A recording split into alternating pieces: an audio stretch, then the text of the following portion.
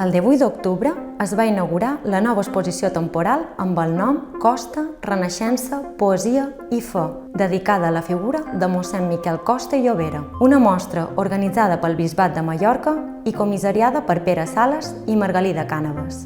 L'exposició s'inclou dins dels diferents actes i celebracions de l'any Costa i Llobera, que va començar el 16 d'octubre de 2021 i finalitzar el 16 d'octubre de 2022.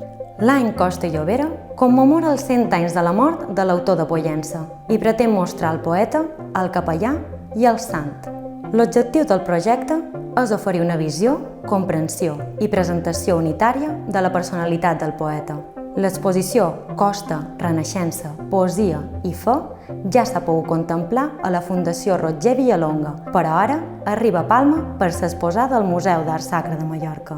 En aquesta es reuneixen textos de mossèn Costa i Llobera, escrits originals i reproduccions, a més d'objectes que utilitzà durant la seva vida i trajectòria. La mostra es podrà visitar a la primera planta del museu fins al dia 10 de desembre. Us animem a que visiteu el museu per conèixer la vida i obra d'aquest il·lustre autor.